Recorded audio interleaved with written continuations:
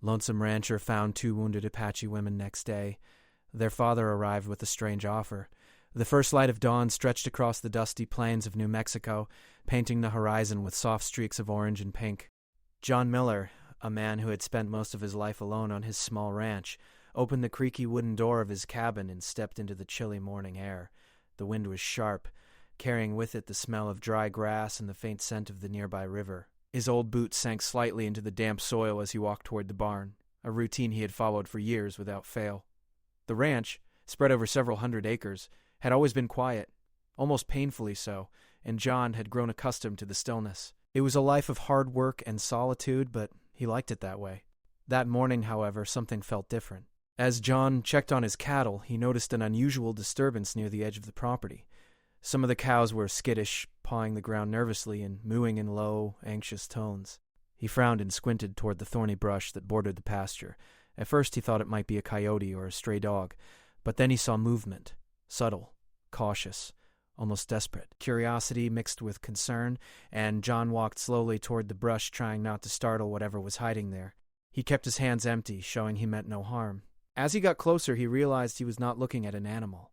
2 young women, their clothing torn and dirty, were huddled together, barely moving. They looked weak, their skin marked with bruises, and one of them had blood streaked along her arm. Their dark hair was tangled and dusty, and their eyes, wide with fear, darted between him and the surrounding desert. John stopped a few feet away, unsure of what to do. His first instinct was caution. After all, he didn't know who they were or why they were in such a state. But another instinct, the one that had kept him alive and sane on this lonely ranch, told him not to leave them there. "Hey," he said softly, keeping his voice calm. "It's okay. I'm not going to hurt you." The younger of the 2 shifted slightly, pressing herself closer to the other. Neither responded with words, only a trembling shake of the head. John could see that they were scared, probably for good reason.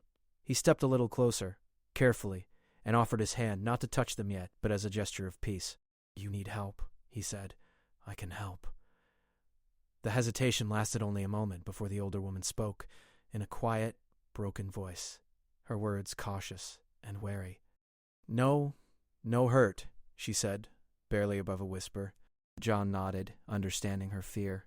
He knew enough about the world to recognize that people who were hurt, who had run from danger, were naturally suspicious of strangers.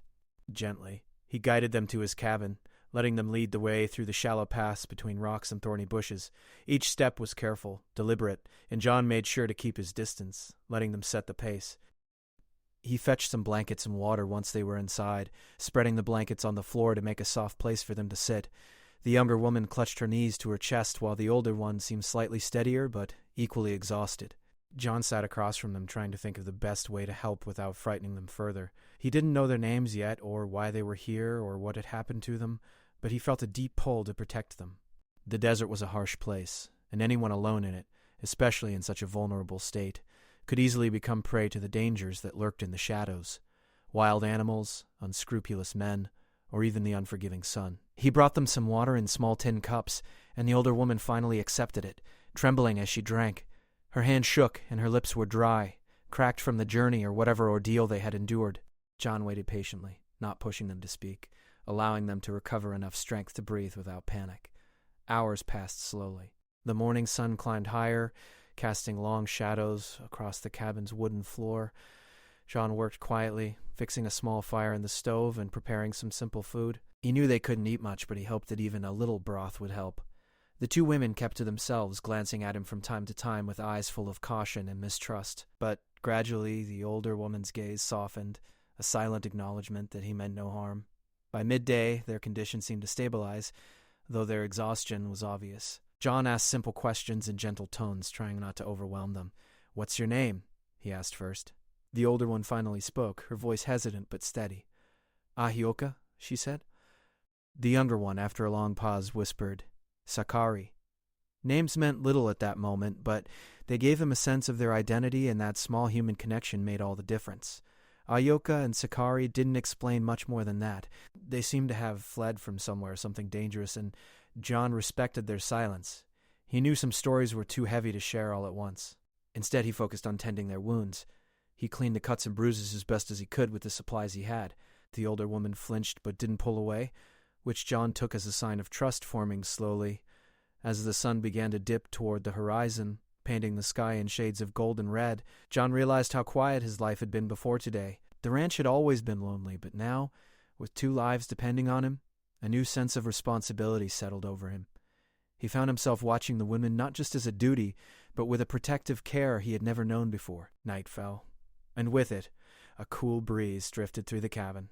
The women had finally settled on the blankets, their breathing even, but still fragile. John kept the fire burning and sat nearby, listening to the faint sound of the desert at night, the distant howl of coyotes, the rustle of small animals in the brush, the whisper of the wind through the dry grass. He thought about the danger that must have chased them to his doorstep and wondered what kind of life had brought them here, wounded and alone. Sleep came slowly, both for him and for them, but there was a quiet peace in the cabin, a fragile calm that seemed almost miraculous in the harsh desert. John stayed awake longer than usual, thinking of how quickly life could change in a single day. One moment, his routine was predictable, solitary, and quiet. The next, 2 strangers had appeared, fragile and wounded, and he found himself drawn into their story whether he wanted to be or not. As he finally closed his eyes, John knew that tomorrow would bring questions, perhaps even danger, but also a chance for something unexpected: connection, trust, maybe even friendship. The discovery of the 2 women was more than just an interruption to his life. It was the beginning of a story that would test his courage, his compassion, and his understanding of the world beyond his quiet ranch. And somewhere in the desert, beyond the horizon, he could not have guessed that the arrival of their father, a man as mysterious and imposing as the land itself, would soon change everything. But for now, under the vast starlit sky, John allowed himself a rare moment of hope, knowing that he had done what he could to keep 2 lives safe. And perhaps, just perhaps, it was enough. The morning after the women's arrival broke with a pale golden light spilling across John Miller's cabin. The desert outside was quiet, almost painfully so, as if it too were holding its breath. John had slept fitfully the night before, listening to the women's slow breathing, the soft crackle of the fire, and the distant sounds of the desert. Now, as he opened his eyes, he realized that the simple rhythm of his old life, waking, feeding the cattle, repairing fences, had been replaced by something far more complicated. Ahayoka and Sakari were already awake, though they hadn't moved from the blankets they had lain on. They stared at the small window where sunlight danced across the floor in warm patterns. John could see the cautious tension in their shoulders, the way their hands fidgeted with the edges of the blankets. They were trying to appear calm, but their eyes betrayed a lingering fear, a wariness born of experiences John could only imagine. He decided not to rush them. The day would unfold slowly. First, he brought water and a small meal of bread and dried fruit, placing it on a low table near the blankets. "You should eat something," he said gently. The older girl, Ahayoka, looked at him with a mix of suspicion and curiosity. After a long pause, she picked up a piece of bread and nibbled at it cautiously. Sakari, the younger one, followed suit, her small hands trembling slightly as she took a sip of water. John watched them, careful not to crowd them. He had seen fear in people before, but this was different. These women had been through something far beyond the hardships of the desert or the isolation of the ranch. Their eyes held the stories of something violent, something that had forced them to run and hide. He didn't press for details. Some things could only be revealed in time, and he was beginning to understand that. The hours passed slowly. John went about his chores in a quieter way than usual, letting the routine soothe him while he kept an eye on the women. He repaired a fence post, fed the cattle, and gathered firewood.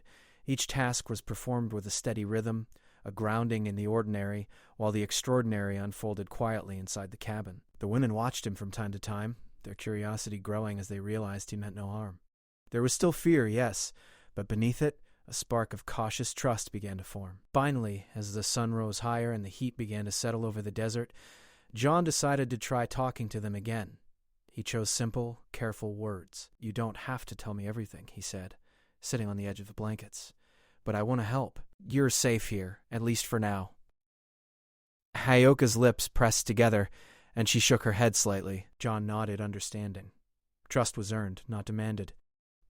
He stayed silent for a while, letting the quiet fill the room. He could see her muscles relax slightly, a subtle shift in the tension she carried. Sakari, meanwhile, stared at the wooden floor, her small fingers tracing invisible patterns. She hadn't spoken much yet, but John felt a connection forming, fragile and delicate as the desert flowers that bloomed after rain. Time passed in this careful balance of quiet work and cautious observation. John knew the women needed rest as much as food. He brought fresh water and made a simple porridge from dried grains, which they ate slowly, their bodies weak but beginning to recover. He tended to their wounds again, cleaning small scratches and applying ointment he had made from herbs he grew near the cabin.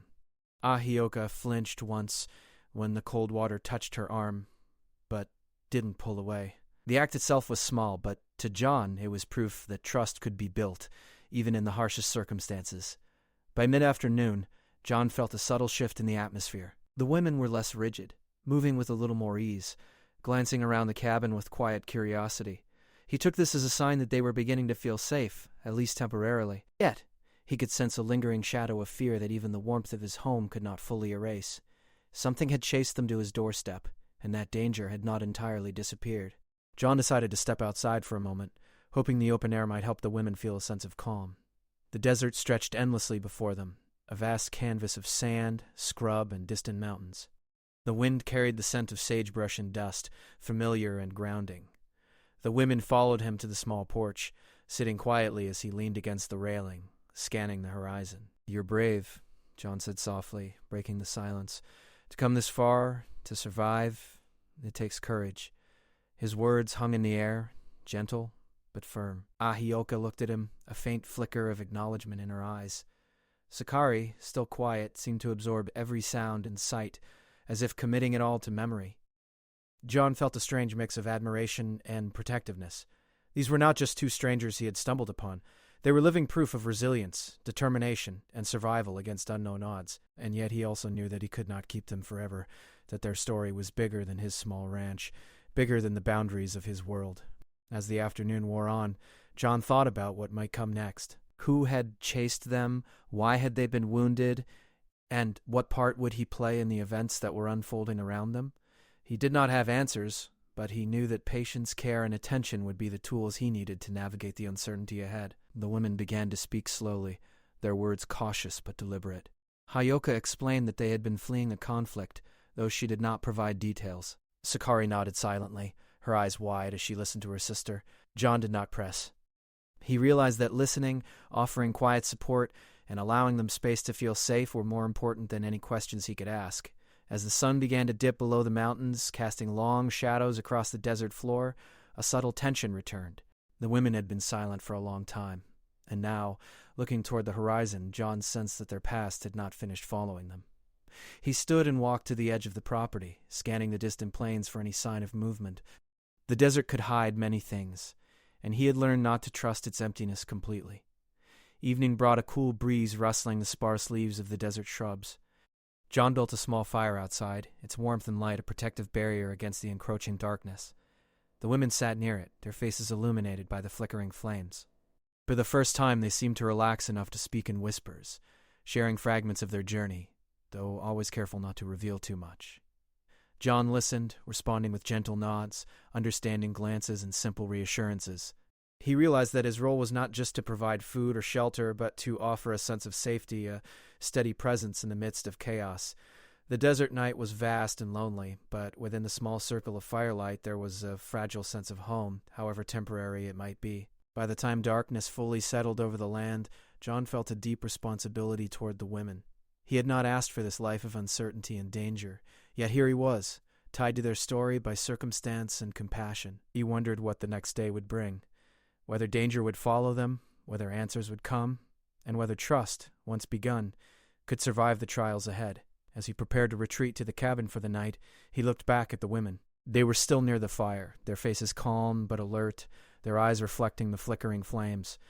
John felt a sense of connection he had not known in years, a bond formed not by words but by shared presence and the quiet acknowledgement of mutual reliance. Sleep came slowly again, as it had the night before, but this time it carried a subtle comfort. John knew that the women were safe for now, that the harsh desert had not claimed them, and that, despite the uncertainty, he had played a small part in preserving their lives. Yet in the back of his mind he could not shake the feeling that their story, their past, their family, and whatever forces had driven them here, was far from over. In that quiet desert night, under the endless stretch of stars, John Miller understood something fundamental. Life could change in an instant, and people could appear on your doorstep who would forever alter the course of your existence.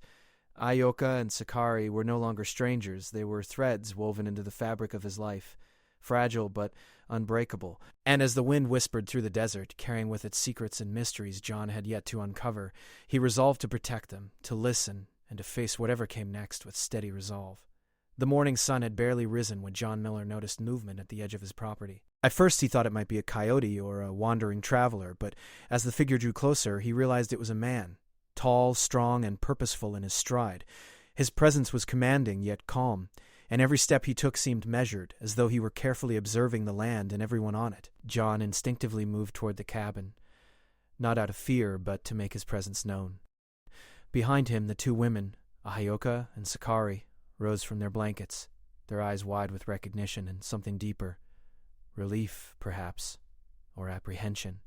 They whispered to each other in their native language, and John could sense the tension in their bodies, their shoulders stiff, their hands clenching and unclenching.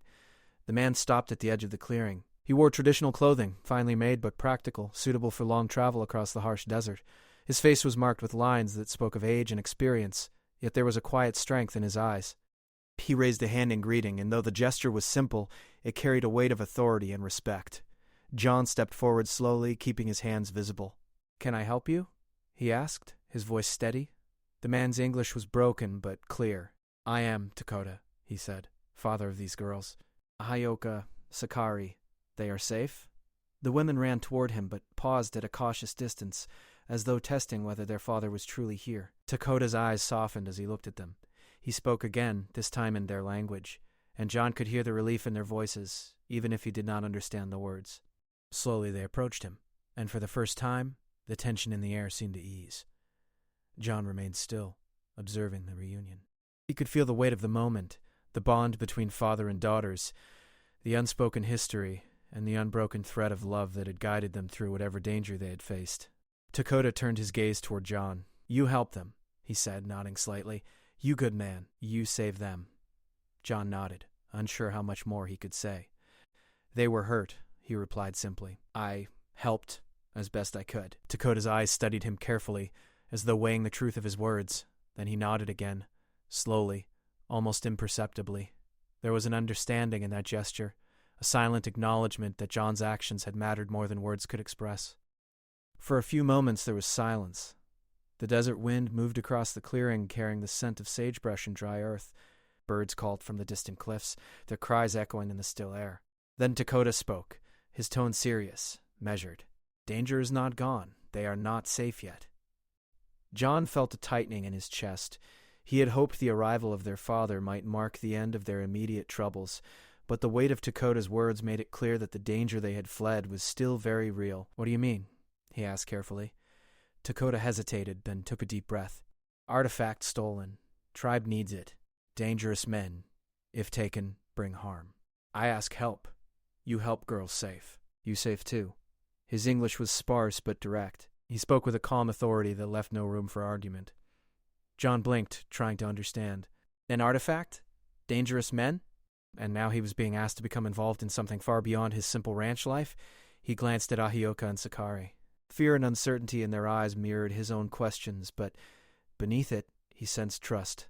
They believed him capable, and he could not turn his back on that belief. I don't know anything about this," John said slowly. "I'm just a rancher. I've never been involved in—" "You brave. You save daughters. I trust you, I ask." His tone left no room for argument. It was not a demand, but a quiet insistence rooted in necessity. John felt the weight of responsibility settle over him. This was more than a request. It was a test.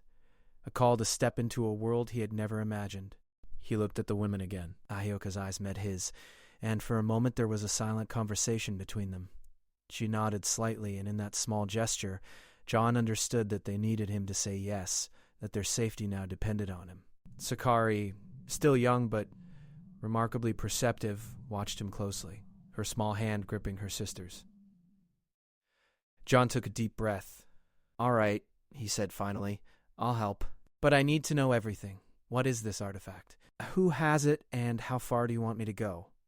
Dakota's eyes softened with gratitude. "Artifact very old, very important. Taken by men from outside. Bring danger to tribe if not returned. You help retrieve. You return. Girls safe? Reward also. You understand? The situation was complex, more than he had anticipated, but there was no turning back. He felt the familiar pull of duty, the quiet moral compass that had guided him through years of solitude and hardship. Protecting the vulnerable, helping those in need, this was something he could not ignore. As the day progressed, Dakota explained more, though in careful, measured words. The stolen artifact was a ceremonial object, one of great significance to his tribe. Its loss had caused distress and fear among the people, and there were those who would go to great lengths to prevent its recovery. Dakota's confidence in John was clear, and though the rancher felt the weight of the unknown pressing on him, he also felt a strange sense of purpose. The women listened quietly, offering little, but their trust in John seemed to strengthen with every word. He could see the relief in their eyes, knowing that their father had arrived, that they were no longer alone, and that someone was actively working to protect them. For John, this was both reassuring and intimidating. He was stepping into a world far beyond fences, cattle, and isolated desert days. As afternoon turned to evening, John began to prepare. Dakota remained near, offering guidance and advice, explaining the routes and the risks involved in recovering the artifact. John listened attentively, asking questions where he could, and gradually piecing together a plan. The desert, which had once seemed simply empty and isolating, now felt like a vast stage on which a story of danger, trust, and courage was about to unfold. Night fell, bringing with it a chill that swept across the property. The women rested in the cabin, their exhaustion from the past days catching up with them, while John and Dakota spoke quietly near the fire outside. They discussed logistics, possible threats, and the safest approach to retrieving the artifact. John realized that this was not just a physical journey, but one that required careful thought, respect, and understanding of the people and the land involved. For hours they spoke in hushed tones, the firelight flickering across their faces. John felt a growing respect for Dakota, for the way he balanced authority and patience, courage and wisdom.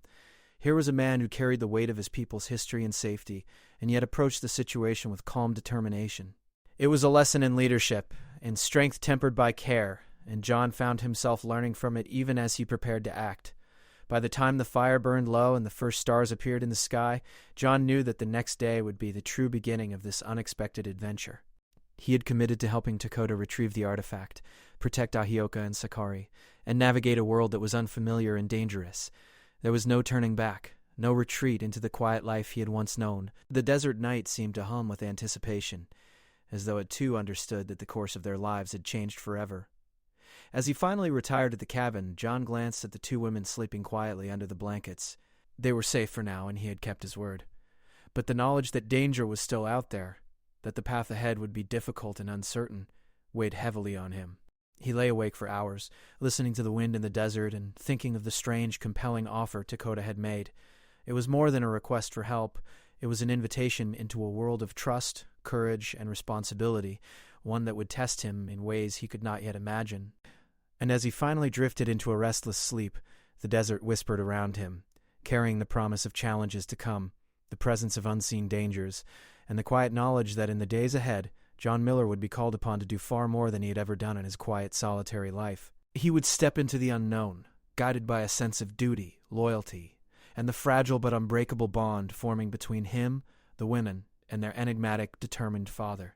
The desert morning was crisp, with the pale light of dawn spilling over the distant mountains.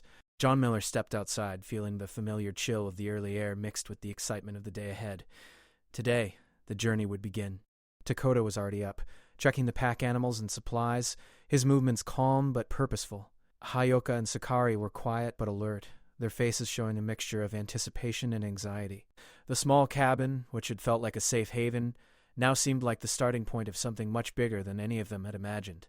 John adjusted his hat and looked over the rugged terrain that stretched endlessly before them. The land was harsh and unforgiving, with jagged rocks, thorny bushes, and dry, cracked soil that seemed to reflect the heat of the sun even in the early hours. Despite its beauty, the desert was a place where danger could appear without warning. He checked the supplies once more. Water, food, blankets, and a few tools he thought might be useful. Each item was carefully stowed on the mules, and he made sure everything was balanced and secure. Dakota approached him quietly. "Be ready," he said simply. "Many things can happen. Watch girls. Watch land. Trust your senses." John nodded. There was a seriousness in Dakota's tone that left no doubt. This journey would test them in ways that went far beyond simple endurance. John glanced at the two women. Ahioka carried a small satchel, while Sakari held onto a blanket wrapped around her shoulders. They were no longer just his guests. They were companions now, bound to him by necessity, trust, and the delicate thread of survival.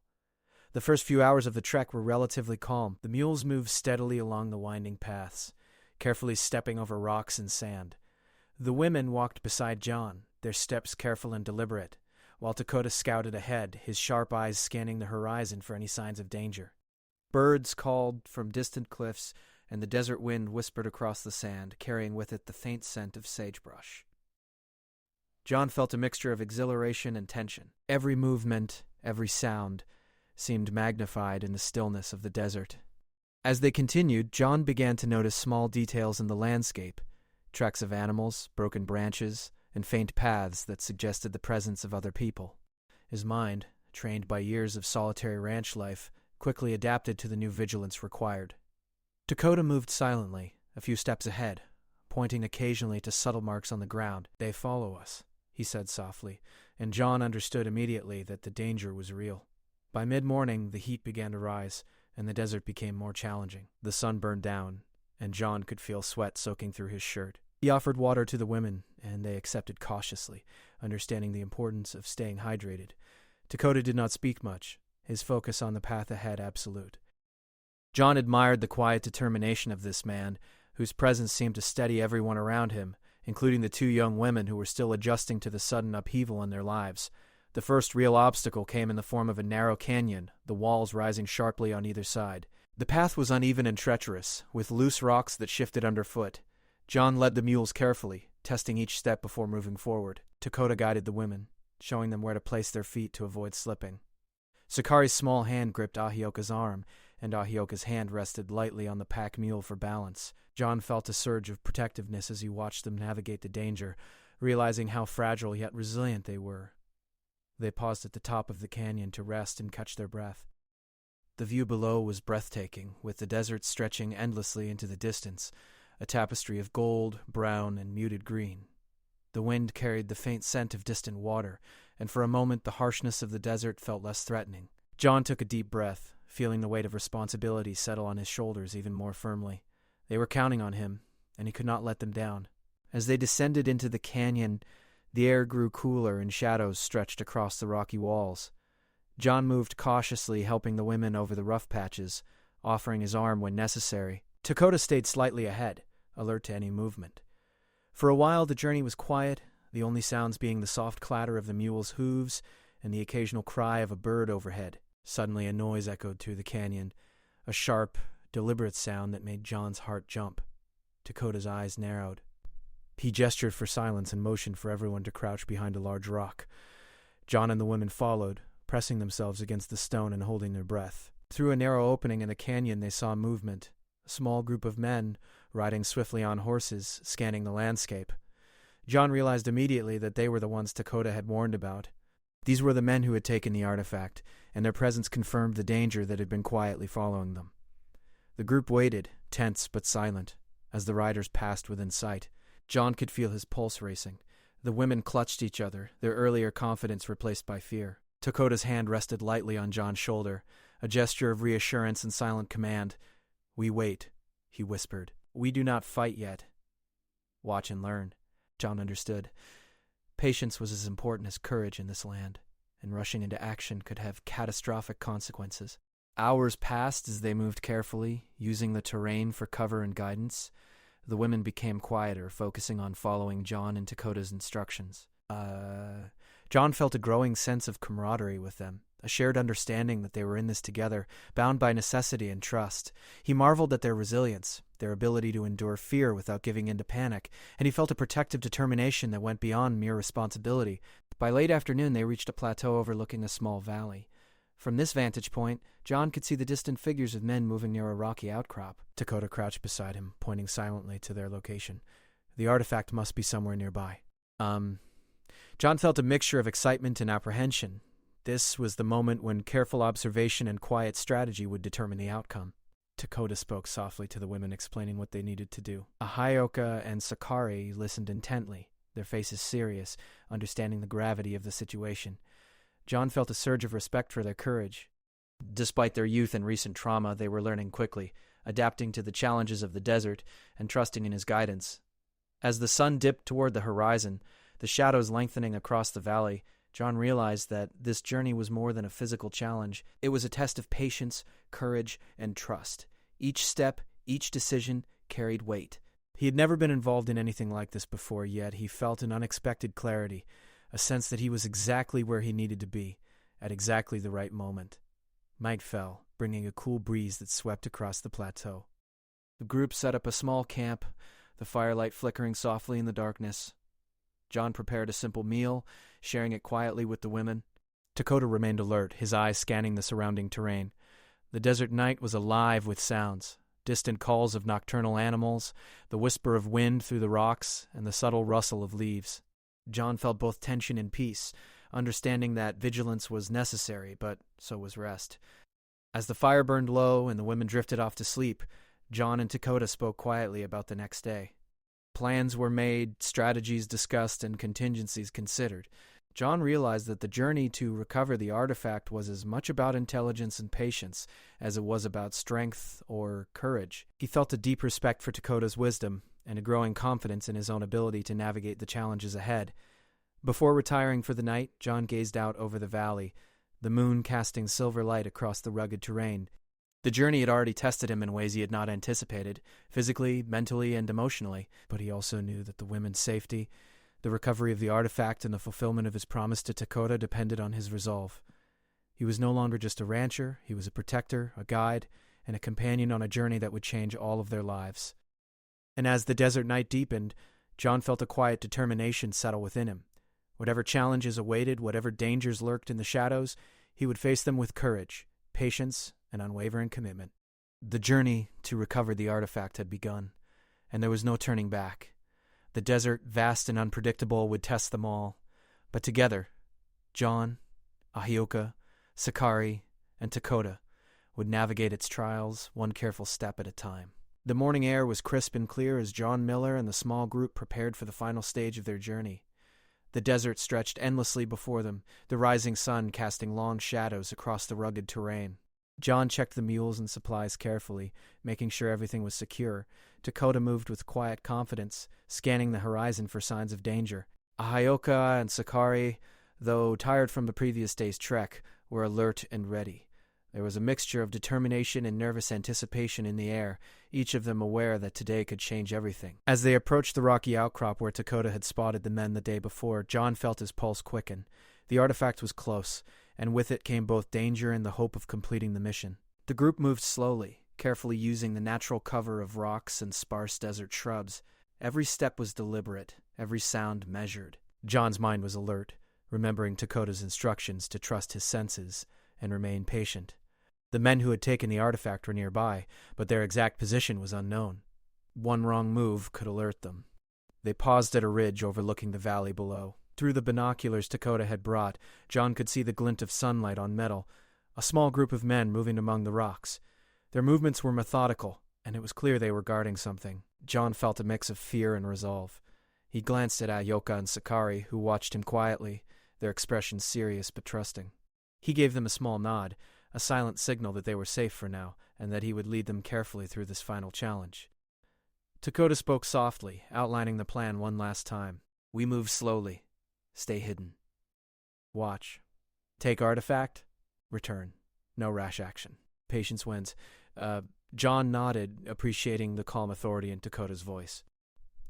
It reminded him that courage was not just about action, but about thinking and planning.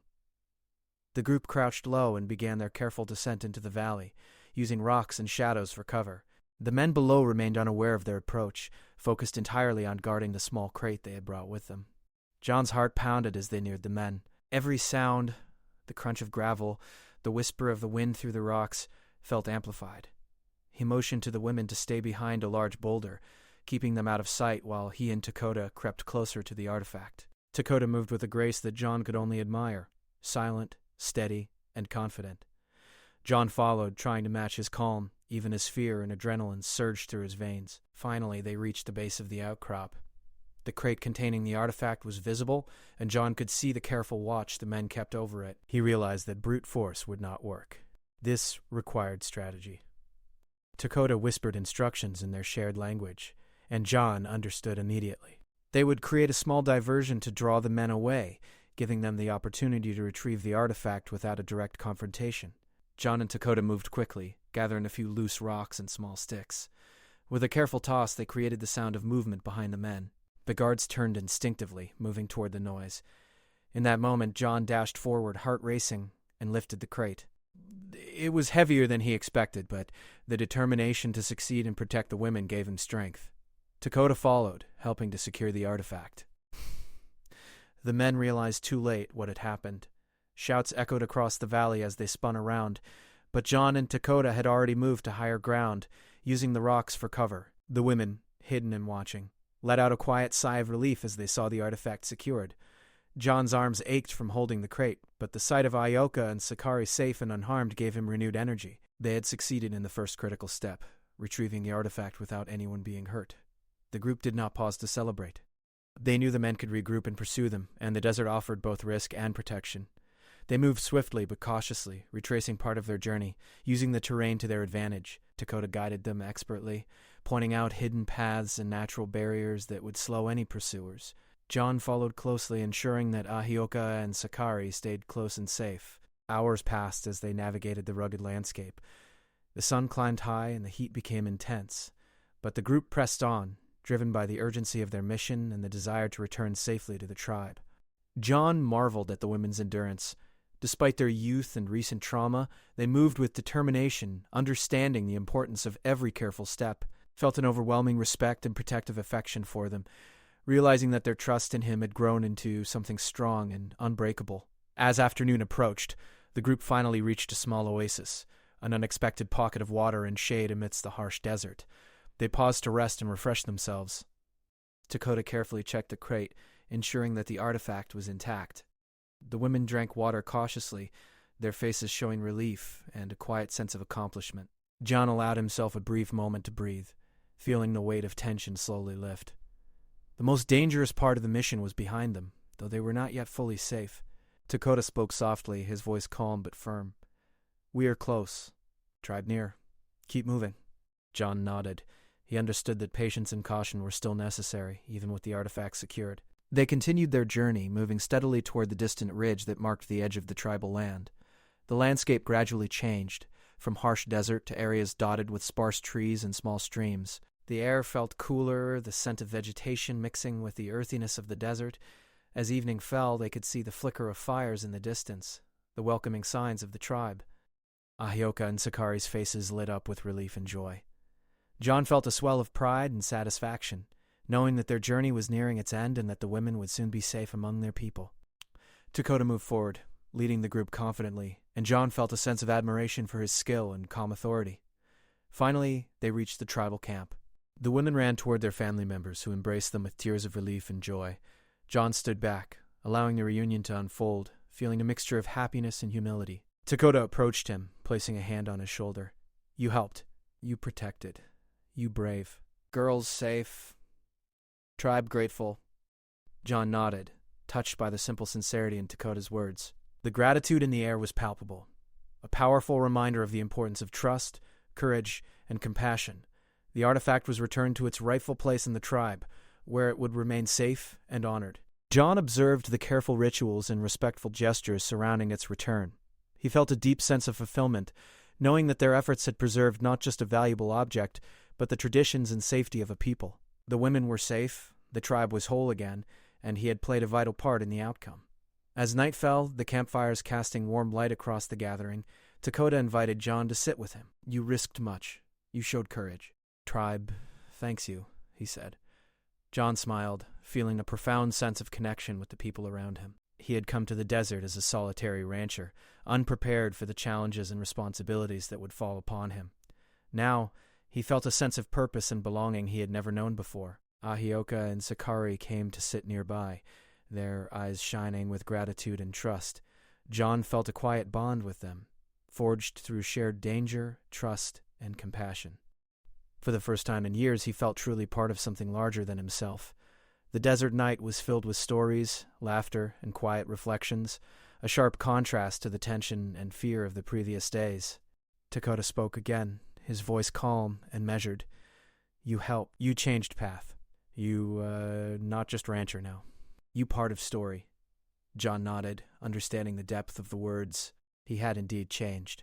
The journey had tested him physically, mentally, and emotionally, but it had also revealed his capacity for courage, compassion, and connection.